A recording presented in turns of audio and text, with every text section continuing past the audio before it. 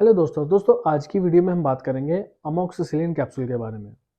ये एक कॉमन सा कैप्सूल है, आप लोग भी इस कैप्सूल के बारे में जानते होंगे। पर इस कैप्सूल का इस्तेमाल हम कहाँ-कहाँ कर सकते हैं, आज की इस वीडियो में हम जानेंगे। दोस्तों अमोक्सिसिलिन कैप्सूल जो होता है, एक एंटीबायोटिक कैप्सूल होता है जो आपको 250 mg और 500 mg मिल जाता है। इस कैप्सूल का यूज़ हम काफ़ी तरह की कंडीशन में कर सकते हैं, काफ़ी तरह के बैक्टीरियल इन्फेक्शन को कंट्रोल करने के लिए कर सकते हैं। तो कहाँ-कहाँ हम इस कैप्सूल का इस्तेमाल कर सकते हैं?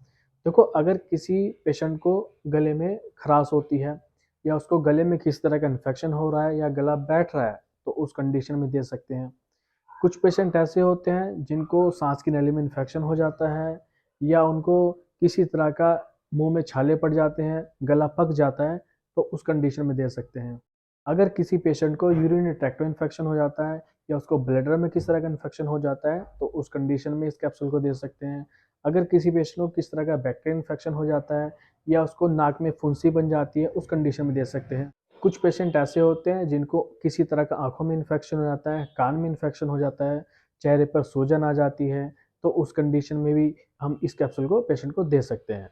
साथ ही इस कैप्सूल का इस्तेमाल निमोनिया जैसी कंडीशन में किया जाता है। कुछ पेशेंट ऐसे होते हैं जो निमोनिया हो जाता है, तो उस कंडीशन में भी इस कैप्सूल को हम पेशेंट को दे सकते हैं। दोस्तों इस कैप्सूल के कुछ साइड इफेक्ट भी होते हैं, जैसे इसको लेने के बाद आपको दस्त लग सकते हैं, आपको नोज़िया वोमिटिंग की शिकायत हो सकती है या आपको स्किन पर कहीं भी लाल चकत्ते पड़ सकते हैं। ये इस कैप्सूल के साइड इफेक्ट होते हैं।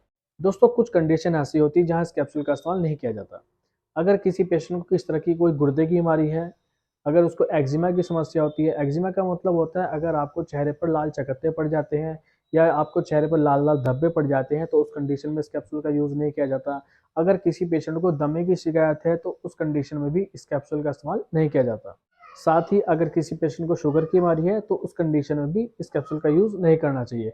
तो दोस्तों आज का वीडियो हमारा यहीं तक था। आपको कैसा लगा हमें कमेंट करके ज़रूर बताएँ। साथ ही दोस्तों अगर आप हमारे चैनल पर नए हैं, तो हमारे चैनल को सब्सक्राइब कर लीजिए, साथ ही चैनल के बेल आइकन को ज़रूर प्रेस कीजिएगा ताकि जो भी हम आगे नई वीडियो बनाते हैं उसका अपडेट आपको मिलता रहे।